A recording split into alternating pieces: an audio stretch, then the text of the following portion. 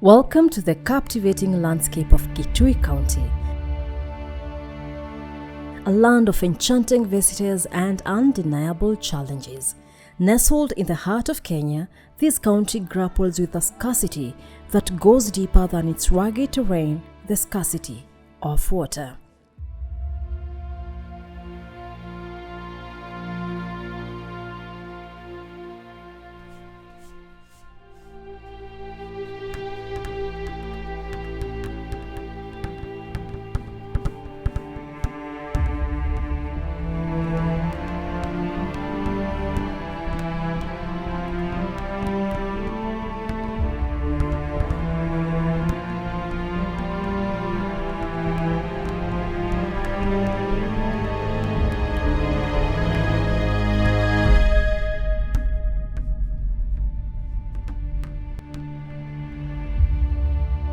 Our journey takes us to Ikutha Kasaala Ward within Kitui County, where the struggle for water is a constant battle with nature.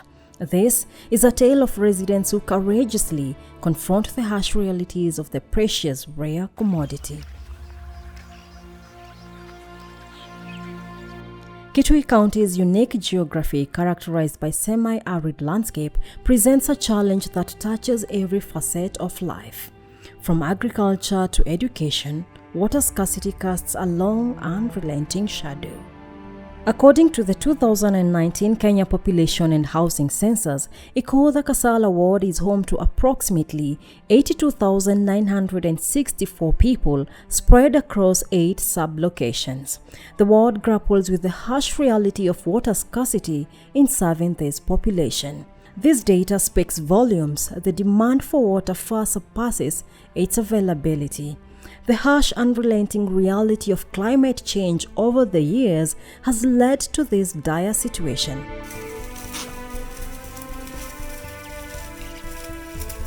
Water is the essence of life itself, whether it's for domestic use or for our animals and crops.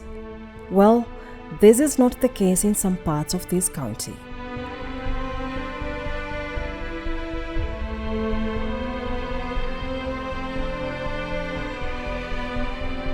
Our journey starts at Ndili Primary School, where even the youngest bear the brutal reality of water scarcity.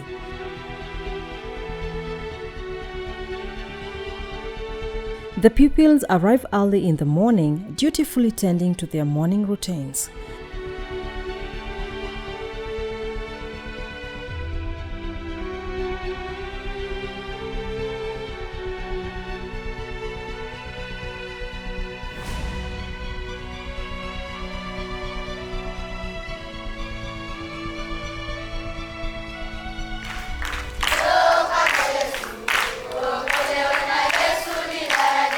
Meet James Kamonziu from Mwenzwa, one of the pupils here at the school.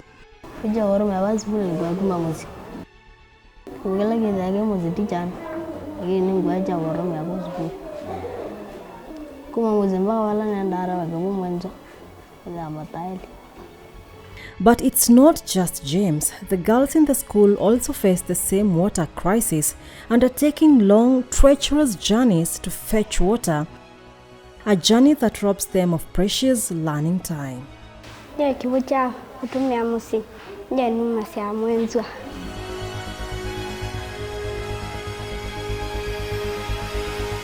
Beatrice, for instance, embarks on a 2-hour trek to the only available water source in Mwenzwa, a journey she must undertake almost daily to ensure she has drinking water for school the following day.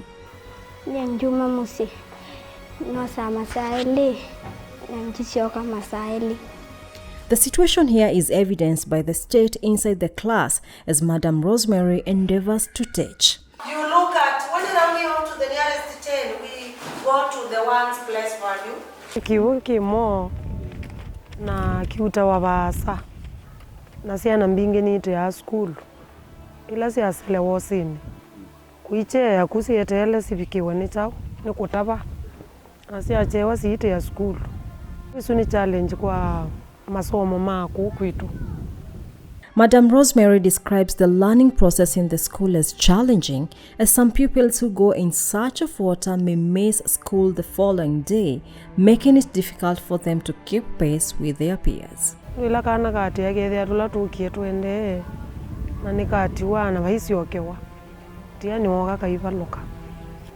affect the school performance, because when the children have got no water, sometimes they take water once per day, maybe from their home, and they go back and take water, or they go back in the evening. And therefore, in the school, most of the time you find that the children have got no water to drink. Even there's not enough water to cook. And therefore, you find that sometimes we go without food because of water. The school tries to harvest water, but the tanks are not enough to secure the little rains. Generally, we receive really little amount of rainfall. Generally, in most of the years, there's a very little amount of rainfall, and you find that the tanks that we have, some are not in order, some are not in conditions, and therefore we just harvest very little amount of water. And if it rains from December to January, we can use that water up to the month of February. Then if it rains from March, April and May, it is only for June and July. And therefore, from July, August, September, up to the next rains, we survive. The water challenge is worrying the deputy head teacher on health and sanitation of the pupils. The pupils are eager to learn, but the harsh reality hinders their unwavering efforts, ultimately affecting their academic performance. 3 kilometers from the school, we meet Penina. Penina is with her grandchildren, and today they are feeding the chickens. She represents the many small-scale farmers who are pushing themselves despite the water scarcity. Bueno yuande dia imba ni kwa memea yakwa na indosi yakwa. Nondo yumbua yuwa mbua nini. Ogeza kwethia kwina thina wa Kiw'U muno. Her small home garden, as she tells us, is able to feed her family when well watered.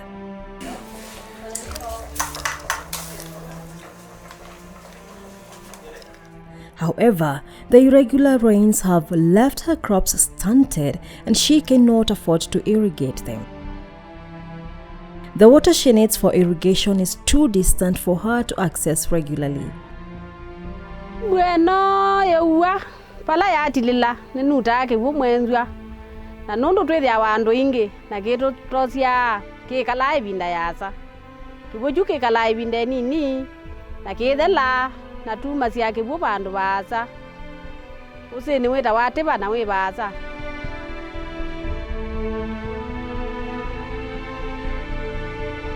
A few kilometers from Penina's household, we get to the nearby church AIC Ndili, where we are met by a non-functioning borehole, abandoned greenhouses, both initiated by the church to support the community. However, due to the water crisis, the greenhouse project collapsed.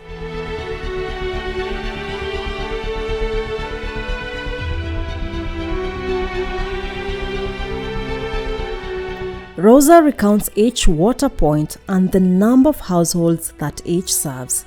About 4 villages at each water point are now dry, and the villagers have to converge into one water point.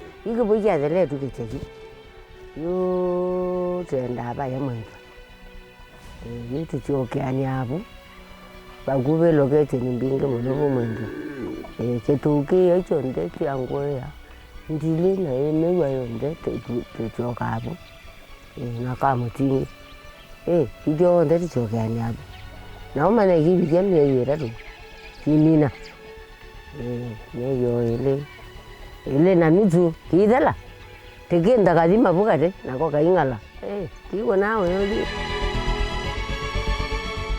This is one of the water points that serves the villages of Ngwate, Kiw'U and Kamosingi. Na moru wangware na wabai lani na wabai au kama jingi moro yana inge tabi ando. We met a woman who owns the land where this water point is situated. She recounts nights spent at this well waiting for the water to resurface. Kiw'U ba even rendi wajilanga uzindwe kala je Kiw'U ungala mituki na tiyo ko rabela ba ka dimane ka na ko mu wa genda ke ngala ti ko ma ba ri lwile die re kwa ra Kiw'U Kiw'U ba bigina dina mungu.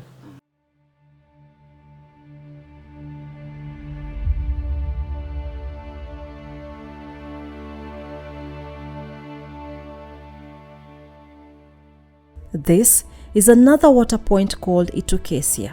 The water pan serves 3 villages, Ilani, Emewa, and Ngwate. Unfortunately, this season, the water pan has remained dry due to the soil formation causing leakage. The lack of water in these nearby water points leaves the community with no choice but to move to the next water point, Mwenzwa.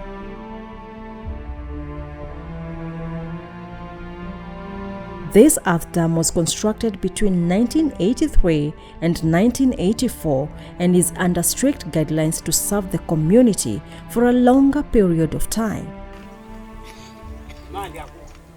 When we get to the water point, we are welcomed by a meeting that is happening on strengthening the rules set by the Water Committee.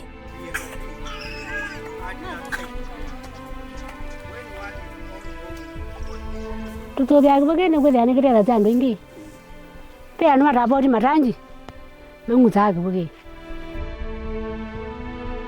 Koni zilanga yitwe nini? Atwe ya mamembela twe bathu ingi. Natona twa kwatota bakibuke tene tsabu kirora lwa. Tukake mina mituki na joti kwa kwikala tweko zubya. Yutu tabakela member malulu nana ikenda withene cheka langa ibindaza. Kiw'U kiki ya kichanu nundu twithi atinengetwe mitungi nana na mitungi nana noyo ya kunywa noyo ya kung'withia indoko ya mucii na noyo tubuangwa na noyo tutumia kwa kila kindu chonthe pamwe na kuua na tuyambo vitu cha bubu nundu ta vitu cha bubu Kiw'U ni chothela na mituki. Kiw'U kiki ya kichanu nundu taba mitungi nana na nithani na indo na bena ciana na no thamba ngitua kuukira gikititi muno. Mwenzwa Earth Dam becomes now the main source of water for almost the whole ward, serving over 400 households.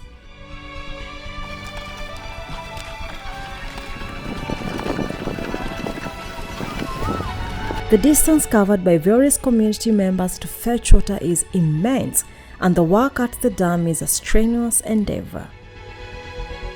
Kumaku kuga nilabeleka siaba kutago kuya akusioka masana kano ndeka zire masana na nusu yukuma emu akukakura baki baba niteke ata muthenyomwa. 5 kilometers from Mwenzwa is Tiva River. The river has already dried up, but the residents have to dig wells to get water.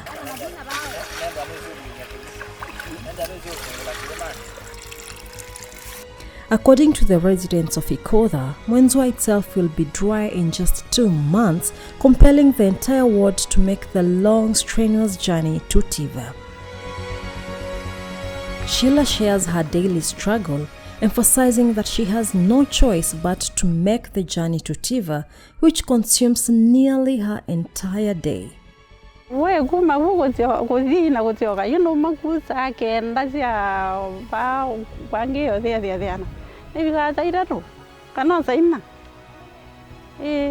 una bae ko kalande hizo azita tendete tamo ndani. Rosa is concerned about the safety of the people, especially school-going children who leave before sunrise in search of water. Tiana sia waro dituba utienda utuku na tia yutuku ba yebi abe na mugo ndo baba ndiani tiba ngugu panbe mapita la meta mepika alevi na niko koma na mo na twa gurugwa na tukatia mango kwanda Te awa na mingi no ra ku ka ni te ma ale ke me ko le ke tian a ji me ana me di mo o te. Their voices reflect the slow toll the distance takes on them. For these villagers, Tiva is not a viable option, and their only prayer and hope is to get reliable water sources closer to the community, alleviating the burden of water scarcity. Yutaka kwata Kiw'U, ithie na emiala ngi nundu ni tueni robo wa kubanda mboka na ubo wa indi titona gutunza miunda yitu mbua yo tukaketha. Kiw'U chutu kakwata nikitona kwithia twinyithia ila miunda yitu ya mboka nyeta kwa ni mwemi wa mboka nika kuongelela ngongelela kubandi wa mboka ngongelela withia wa nguku nundu itumia Kiw'U kingi ndete maendeleo na tena wiru kuyu no Kiw'U nimekwarele ya Kiw'U kugiru ni kenyini ndete kubanda mboka tumelonda rwira warwa mboka ndete banda na ra banda tumina amatuku manini mboka yetu chuma nundu wa thina wa Kiw'U nundu ruta ku ajangala emini na yemboka na yangale nundu yuke yamba kuma tiba na ke ko ka ko zambwa na ke ko wa na tiane ka gwa jika rwa tukulu na reka nyeti mboka ito neka yambo jona na dingwa mbeta sia ko wota ke buku ya tiba nangale tejete ko turana mangoi kana de ke kwelo ya mongo tekidigura ilolo mane ne odamba ne kana ka tukulu na ka ke doma ne ka gwe nangetiwa na yonjua nangeti nenywedie mure ko nenywedie mboka ko irone. Kitui County's battle is a universal call for change and a concerted effort in fighting climate change. The stories we have shared offer a glimpse into the lives affected by water scarcity. The resilience of these residents reminds us that the fight for water is ultimately a fight for life itself.